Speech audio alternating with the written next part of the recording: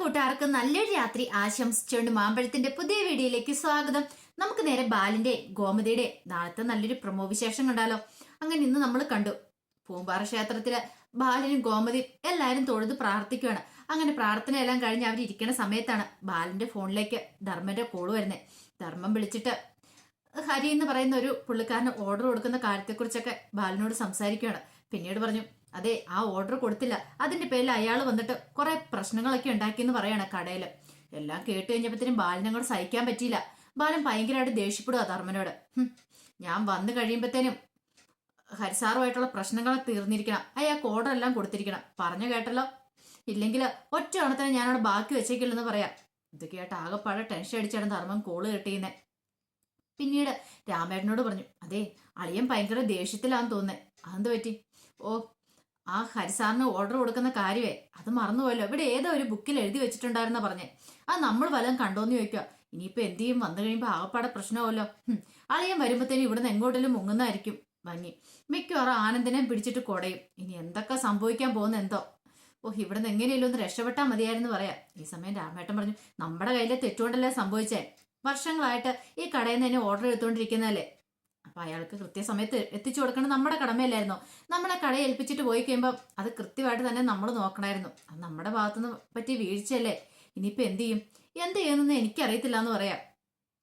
ഈ സമയത്ത് ബാലൻ നല്ല ദേഷ്യത്തിലായിരുന്നു. ബാലന് ദേഷ്യം കണ്ട് പെട്ടെന്ന് ഗോമതി വന്നിട്ട് ചോദിച്ചു, എന്താ ബാലേട്ട, എന്താ പ്രശ്നം? ധർമ്മം വിളിച്ചിട്ട് എന്താ പറഞ്ഞെന്ന് ചോദിക്കും. ഇനി എന്ത് പറയാനായിട്ടാ? കൊടൈക്കനാല് വരണമെന്ന് പറഞ്ഞ് കൊടൈക്കനാല് വന്നു. 22,500 രൂപയും കൊടുത്ത് റൂം എടുത്തു.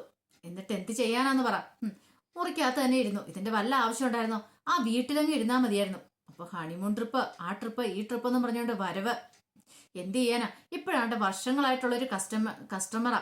ഞാൻ അവിടെ ഒന്നും ഇല്ലാതിരുന്ന സമയത്ത് എന്റെ കണ്ണൊന്ന് തെറ്റിയപ്പോഴത്തേനും ആണ്ടെ മൊത്തം അവിടെ കട മൊത്തം തിരിച്ചു മറിച്ച് വെച്ചിട്ടുണ്ടെന്ന് പറയാം.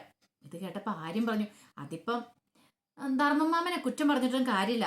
അച്ഛൻ ചിലപ്പം ബുക്ക് വേറെ എവിടെയായിരിക്കും കൊണ്ടുവച്ചിരുന്നേ. അതെ, ബുക്ക് വെച്ച സ്ഥലമൊക്കെ അവനറിയാം. പിന്നെ ആനന്ദം ഉണ്ടല്ലോ കടയില്, കുഞ്ഞു പിള്ളേരൊന്നും അല്ലല്ലോ. കൃത്യമായിട്ട് കാര്യങ്ങളൊക്കെ പറഞ്ഞു ഏൽപ്പിച്ചിട്ടാണ് ഞാൻ ഇങ്ങോട്ട് പോകുന്നത്. എന്റെ കണ്ണും തെറ്റിയ ഇതാ അവസ്ഥ. ഇങ്ങനെയാണെങ്കിൽ എനിക്ക് വയ്യാതെ 10 ദിവസം ഞാൻ എവിടെയെങ്കിലും കിടപ്പായി പോയിട്ടുണ്ടെങ്കിൽ കട തന്നെ മിക്കവാറും വിൽക്കേണ്ടി വരും. ഇത് കേട്ടപ്പം ഗോമതി പറഞ്ഞു, ബാലേട്ടൻ എന്തിനാ ഇങ്ങനെ ദേഷ്യപ്പെടുന്നേ? പിന്നെ ദേഷ്യപ്പെടാതെ ഇപ്പൊ എല്ലാവർക്കും സമാധാനമായി കാണൂലോ. കൊടൈക്കനാലും വന്നു, ഒരു ട്രിപ്പും വന്നു, കയ്യിരിക്കുന്ന പൈസയും പോയി. ബാലൻ പിന്നെ അത് പറഞ്ഞുകൊണ്ടിരിക്കുക. കുറെ സമയം കിട്ടി മീനാക്ഷിക്ക് ഭയങ്കര ദേഷ്യം വന്നു. ദേഷ്യമോ സങ്കടോ. ഒന്നാമത്തെ കാര്യം മിഥുന്റെ ആ പ്രശ്നം, അതൊരു വഴിക്ക്. അതിന്റെ ഇടയ്ക്കാണ് ഈ കാര്യം കൂടെ. മീനാക്ഷിയുടെ മുഖം ആകാശ് പെട്ടെന്ന് ശ്രദ്ധിച്ചു. ആകാശിന് മനസ്സിലായി മീനുവിന് സങ്കടവും ദേഷ്യമൊക്കെ വരുന്നുണ്ട്. അച്ഛനെപ്പം നോക്കിയാൽ ഈ പൈസയുടെ കണക്ക് മാത്രമേ പറയാനുള്ളൂ. അല്ലെങ്കിൽ തന്നെ നല്ലൊരു ട്രിപ്പ് വന്നിട്ട് അത് ആകെപ്പാടെ അലങ്കോലമായിട്ടിരിക്കുക. എല്ലാവരും കൂടെ കൂടിയിട്ട് ചളകൊളാക്കി വെച്ചേക്കുക. അച്ഛനാണെങ്കിൽ അതിന്റെ ഇടയ്ക്ക് ശ്വാസം മുട്ടല. അതാ അങ്ങനെ ഒന്ന് ശരിക്കും എൻജോയ് ചെയ്യാൻ പോലും ഇതുവരെയായിട്ടും പറ്റിയിട്ടില്ല. അതിന്റെ ഇടയ്ക്ക് ഒന്ന് പുറത്തു പോയ സമയത്ത് ജമ്പാലി പാർക്ക് വെച്ച് അത് അങ്ങനെ കുറെ പ്രശ്നങ്ങളൊക്കെ ഉണ്ടായി. അതിന്റെ ഇടയ്ക്കാണ് ഇതും കൂടെ. പിന്നീട് ബാലൻ പറഞ്ഞു, എത്രയും പെട്ടെന്ന് നമുക്ക് ഇവിടുന്ന് പോകണം. എനിക്കിനി അവിടെ ചെന്നാലേ ഒരു സമാധാനം ആവുള്ളൂ. വെറുതെ വരണ്ട ഒരു ആവശ്യമില്ലായിരുന്നു പറയാം. ദേഷ്യപ്പെട്ട് അങ്ങോട്ട് ബാലൻ അങ്ങ് പോവാം. ഈ സമയത്ത് മീനാക്ഷി അങ്ങോട്ട് പോവാണ്. മീനാക്ഷി പറയാം, ആകാശം നിന്നു. അപ്പൊ ആകാശം, മീനു, അച്ഛൻ പറഞ്ഞു നീ കാര്യമായിട്ട് എടുക്കണ്ട കേട്ടോ എന്ന് പറയാം. പെട്ടെന്ന് മീനാക്ഷി പറഞ്ഞു, അതെ, ദേഷ്യം എന്ന് പറയുന്നൊരു കാര്യമുണ്ടല്ലോ, അതെല്ലാവർക്കും വരുന്ന കാര്യമാണ്. എനിക്ക് നന്നായിട്ട് നാവ് ചൊറിഞ്ഞു വന്നാൽ എന്തേലും പറയാനായിട്ട്. അച്ഛൻ എപ്പോ പറഞ്ഞാലും ഈ 22,500 രൂപയുടെ കണക്ക് മറ്റുള്ളവർക്ക് ഫീൽ ചെയ്യുന്ന ഒരു ചിന്ത പോലും അച്ഛൻ ഉണ്ടാകുന്നില്ല. ഇങ്ങനെ പോയിട്ടുണ്ടെങ്കിൽ ആകാശെ ഞാൻ അച്ഛനാന്ന് നോക്കൂല, എന്റെ ഭായി വന്ന് ഞാൻ വിളിച്ചു പറയൂ കേട്ടോ എന്ന് പറയാം. മീനു, നീ ഒന്ന് ക്ഷമിക്കാൻ പറയണേ. എന്ത് ക്ഷമിക്കാന്? ഇത് കൂടുതൽ എങ്ങനെയാ ക്ഷമിക്കണേ? അത് കടയിലെ പ്രശ്നങ്ങള്, അതിവിടെ വലിച്ചെടുക്കേണ്ട ആവശ്യമുണ്ടോ? അങ്ങനെയാണെങ്കിൽ അച്ഛൻ അവിടെ ഇരുന്നാൽ പോരായിരുന്നോ? ഇങ്ങോട്ട് വരേണ്ട ആവശ്യമുണ്ടോ? നമ്മളെ രണ്ടുപേരും തന്നെ വിടുവാണെങ്കിൽ ഈ പ്രശ്നങ്ങളും വല്ലതും ഉണ്ടാവുമായിരുന്നോ? ഇത് അച്ഛനും എല്ലാവരും കൂടെ പോരുകയും ചെയ്തു. ഇവിടെ വന്നിട്ടോ ഇവിടെ ഒരു സമാധാനം തരുന്നില്ല. ഒരു നേരാമണ ഒരു ഫുഡ് കഴിക്കാണ്ടൊരു കടയിൽ കയറ്റില്ല. അതും പോരാഞ്ഞിട്ടോ ഇവിടെ വന്നിട്ട് മുറി അടച്ചിട്ട് ഇരിപ്പാ. പുറത്തിറങ്ങിയപ്പോ അത് അങ്ങനെ ഒരു പ്രശ്നങ്ങള്. എനിക്ക് ആകെപ്പാടെ ഭ്രാന്ത് പിടിക്കുന്നുണ്ട്. പിന്നെ എനിക്ക് പറയാൻ അറിയത്തില്ലാഞ്ഞിട്ടല്ല, പിന്നെ ചില സമയങ്ങളിൽ നമ്മള് ബാക്കിയുള്ളവരെ കരുതി നമ്മളൊന്നും മിണ്ടാതിരിക്കുന്ന എന്ന് കരുതിയിട്ട് തല കയറി നിരങ്ങിയിട്ടുണ്ടെങ്കിൽ സഹിക്കാൻ പറ്റുന്ന കാര്യമാണോ ആകാശേ? ആകാശ് പറഞ്ഞു, അതെ, അച്ഛന്റെ സ്വഭാവം നിനക്ക് അറിയാലോ. കുറച്ച് കഴിയുമ്പോൾ ഒന്ന് ഒരു കുഴപ്പമില്ല, അതിലെ ഓക്കെ ആവെന്ന് പറയാം. എന്ത് ഓക്കെ ആകാനായിട്ട്? ഇത് കൂടുതലൊന്നും എനിക്ക് സഹിക്കാനും ക്ഷമിക്കാൻ പറ്റില്ല. വന്നത് വന്നു. ഇനി മേലാല് ഇങ്ങനെ ഒരു ട്രിപ്പ് ആരുടെയും കൂടെ ഞാൻ വരുന്നില്ല. അല്ല, നമുക്ക് പോലീസ് സ്റ്റേഷൻ കൊണ്ട് പരാതി കൊടുക്കണ്ടേ? എന്തിനു കൊടുക്കണം? ഇതെങ്ങാനും അച്ഛൻ അറിഞ്ഞിട്ടുണ്ടെങ്കിൽ പിന്നെ അടുത്ത പ്രശ്നം അതായിരിക്കും. ആരിനോട് പറഞ്ഞാലേ ഒരു പരാതിക്കും പോകണ്ട, ഒന്നിനും പോകണ്ടെന്ന്. അവനെ എന്നല്ലേ എന്റെ കൈ കിട്ടും. ഒരു ദിവസം അവൻ എന്റെ കൺമുന്നിൽ വരും, അന്ന് അവനെ ഞാൻ പിടിക്കുന്നുണ്ടെന്ന് പറയണം. മിഥുനെ കുറിച്ചാണ് പറഞ്ഞത്. പക്ഷെ മിഥുനാണ് ഇവരെ ട്രാപ്പിലാക്കിയെന്നുള്ള കാര്യം ആരിനറിയില്ല. കാരണം ആ ആകാശിനോ അല്ലെങ്കിൽ മീനാക്ഷിക്കോ അറിയത്തില്ല മിത്രയുടെ കാമുകനാണ് തങ്ങളെ ശല്യം ചെയ്ത് തങ്ങളുടെ പുറകെ വന്നെന്നുള്ള സത്യം. പിന്നീട് ഒരു വിധത്തില് ആകാശ് മീനാക്ഷിയെ സമാധാനിപ്പിച്ചോണ്ട് അങ്ങോട്ട് പോവാ. ഈ സമയം ബാലന് അങ്ങോട്ട് മാറിപ്പോയി ഇങ്ങനെ എന്ത് ചെയ്യണമെന്ന് അറിയത്തില്ലാതിരിക്കുന്ന സമയത്ത് ഗോമതി അങ്ങോട്ട് ചെന്നേ. ഗോമതി എന്നിട്ട് പറഞ്ഞു, ബാലേട്ടാ, ബാലേട്ടൻ എന്തിനാ പിള്ളേരുടെയൊക്കെ മുന്നിൽ വെച്ച് അങ്ങനെ എപ്പോഴും പറയണേ? പൈസ കണക്കും അത് മാത്രമല്ല കടയിലെ കാര്യങ്ങളൊക്കെ എപ്പോഴും നമ്മൾ സന്തോഷമായിട്ട് ഇവിടെ വന്ന് കുറച്ച് സമയം ഇവിടെ ചെലവഴിച്ചിട്ട് പോകാൻ വന്നതല്ലേ, പിന്നെ അതിൻ്റെ ഇടയ്ക്കേക്ക് കടയിലെ കാര്യങ്ങളൊക്കെ പറഞ്ഞ് അവരെ ബുദ്ധിമുട്ടിക്കേണ്ട കാര്യമുണ്ടോ? ഇത് കേട്ടപ്പം ബാലൻ അങ്ങോട്ട് ദേഷ്യം വന്നു. ബാലൻ പറഞ്ഞു, ഞാൻ ആരുടെ മുഖം നോക്കാറില്ല, എനിക്ക് വായ തോന്നുന്നത് എന്താണെന്ന് ഞാനപ്പോൾ പറയും, ഞാൻ മനസ്സ് വെച്ചൊന്നും പെരുമാറാറില്ല. എന്നാലും ആ കുട്ടിക്ക് സങ്കടമായെന്ന് തോന്നുന്നു മീനാക്ഷിക്ക്. അവൾ ഈ ഇട വന്നതല്ലേ ഉള്ളൂ. ബാലയുടെ സ്വഭാവം കുടുംബത്തിന്റെ സ്വഭാവമൊക്കെ പഠിച്ചു വരുന്നതല്ലേ ഉള്ളൂ. കുടുംബത്തിൽ എങ്ങനെയാ പെരുമാറുന്നൊക്കെയുള്ളേ. അപ്പൊ അതിനോട് ഇങ്ങനെ പെരുമാറേണ്ട കാര്യമില്ലായിരുന്നു. അതേ ഗോമതി, ഒരു കാര്യം ഞാൻ പറഞ്ഞു, ഞാൻ എൻ്റെ ഇഷ്ടം മാത്രം നോക്കാറുള്ളൂ, മറ്റുള്ളവരുടെ മനസ്സ് അതൊന്നും എനിക്ക് നോക്കേണ്ട കാര്യമില്ല. അല്ലെങ്കിൽ തന്നെ ഇങ്ങോട്ട് വന്നതിന് ശേഷം ഇവിടെ എന്ത് സുഖമാണ് കിട്ടിയിരിക്കുന്നത്.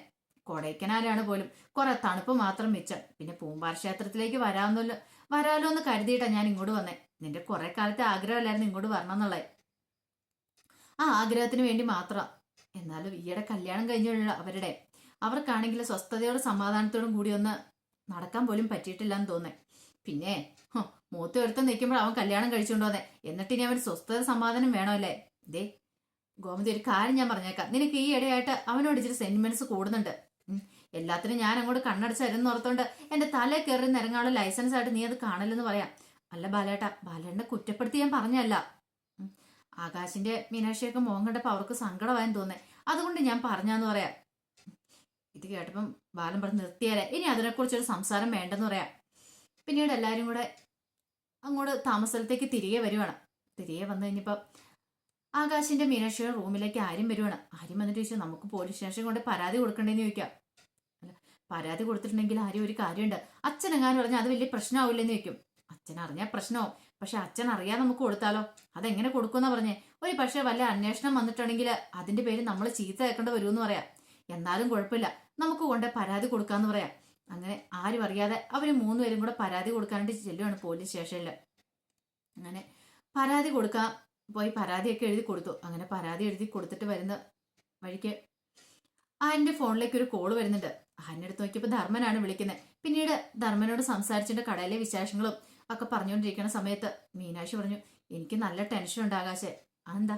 ഒരു പക്ഷെ പരാതി കൊടുത്ത അച്ഛനെങ്ങാനും ഇനി അറിഞ്ഞിട്ടുണ്ടെങ്കിൽ അതിന്റെ പേരിൽ ഇനിയിപ്പോൾ അടുത്ത പ്രശ്നം ഉണ്ടാവും. ധൈര്യമായിട്ടിരിക്കുക, അങ്ങനെയൊന്നും ഉണ്ടാകത്തില്ലെന്ന് പറയണേ. പക്ഷെ എന്ത് ചെയ്യാനാ, കഷ്ടകാലത്തിന് വൈകുന്നേരം ഇവർ താമസിക്കുന്ന സ്ഥലത്തേക്ക് പോലീസ് അന്വേഷണത്തിനായിട്ട് വരുന്നുണ്ട്. മൊഴിയെടുക്കാനും മറ്റൊക്കെ ആയിട്ടാ വരുന്നേ. പക്ഷെ ഈ സമയത്ത് ഇതെല്ലാം ബാലനറിഞ്ഞു. ബാലനറിഞ്ഞു കഴിഞ്ഞാൽ പിന്നെ പറയാനുണ്ടോ? പിന്നെ വല്ലാത്ത പ്രശ്നമായി. അങ്ങനെ പോലീസുകാർ വന്ന് മൊഴിക്കെടുത്തിന് പോയതിന് ശേഷം ബാലന് ആകാശിന്റെ മുറിയിലേക്ക് വരുവാണ്. പിന്നെ പറയാനൊന്നുമില്ല, ആകാശിനെ നല്ല ചീത്ത പറഞ്ഞു. എല്ലാം കേട്ട് കഴിഞ്ഞാൽ മീനാക്ഷിക്ക് ഭയങ്കര സങ്കടമായിപ്പോയി. കാരണം ബാലൻ പറഞ്ഞു, മുറിയിൽ എങ്ങനെ ഇരുന്നാൽ മതിയായിരുന്നു, എന്നിട്ട് തന്നിഷ്ടപ്പെടാനും പോയിട്ടല്ലേ എങ്ങനെയൊക്കെ സംഭവിച്ചേ. ഇനി മേലാല് ഒരു സ്ഥലത്ത് നിന്നെയൊന്നും വിടാൻ കൊള്ളത്തില്ല, അങ്ങനെയൊക്കെ പറഞ്ഞിട്ട് ഭയങ്കരമായിട്ട് ചീത്ത പറയണം. അവസാനം മീനാക്ഷിക്ക് സങ്കടം വന്നു. താൻ കാരണമാണല്ലോ ആകാശ് ഈ ചീത്ത കേട്ടെ. താൻ പുറത്തേക്ക് പോകണമെന്ന് പറഞ്ഞുകൊണ്ടാണ് ആകാശ് തന്നെ കൂട്ടിക്കൊണ്ട് പുറത്തേക്ക് പോയത്. അതുകൊണ്ടാണ് ഇങ്ങനത്തെ കാര്യങ്ങളൊക്കെ ഉണ്ടായത്. എന്ത് ചെയ്യണം എന്നറിയത്തില്ലാത്ത അവസ്ഥയായിപ്പോയി മീനാക്ഷിക്ക്. അവസാനം മീനാക്ഷി പോയി ആകാശിനോട് സോറ് പറഞ്ഞു, എന്നോട് ക്ഷമിക്ക്, ഞാൻ കാരണമല്ലേ ഇങ്ങനെയൊക്കെ ഉണ്ടായത്. ഈ സമയം ആകാശ് പറഞ്ഞു, സാരമില്ല മീനു, പോട്ടെ, ഇനിയിപ്പോൾ അതോർത്ത് നീ വിഷമിക്കൊന്നും വേണ്ടെന്ന് പറഞ്ഞ് മീനുവിനെ ചേർത്ത് പിടിച്ച് ആശ്വസിപ്പിക്കുന്നൊക്കെ ഉണ്ട്. അപ്പൊ അതിന്റെ വിശേഷങ്ങളൊക്കെ നാളെ നമ്മൾ കാണാൻ പോകുന്നത്. ഇതിന്റെ ഫുൾ വിശേഷം വരുമ്പോൾ അറിയാം ഇനി ബാക്കി എന്തൊക്കെ സംഭവിക്കുമെന്നുള്ളത്. അപ്പൊ ഇന്ന് മുതൽ ഞാൻ ജാനകിയുടെ അബിയുടെയും വിശേഷങ്ങളൊക്കെ ചാനലിനകത്ത് അപ്ലോഡ് ചെയ്യാൻ തുടങ്ങും കേട്ടോ. വൈകുന്നേരം തൊട്ട് പ്രമോ വിശേഷം ഫുൾ വിശേഷം ഒക്കെ ഇടാൻ തുടങ്ങും കേട്ടോ. അപ്പൊ കുറെ ആൾക്കാർ ചോദിച്ചിട്ടുണ്ടായിരുന്നു ജാനകിയുടെ അബിയുടെയും വിശേഷം ഇടാവോന്നൊക്കെ. അപ്പൊ ഇന്ന് വൈകുന്നേരം തൊട്ട് ഞാൻ വിശേഷം ഇടും കേട്ടോ. അപ്പൊ എല്ലാവരും മറക്കാതെ കയറി കാണണം കേട്ടോ. ഒരിക്കൽ കൂടി എല്ലാവർക്കും നല്ലൊരു രാത്രി ആശംസിച്ചോട് നിർത്തുന്നു. നന്ദി.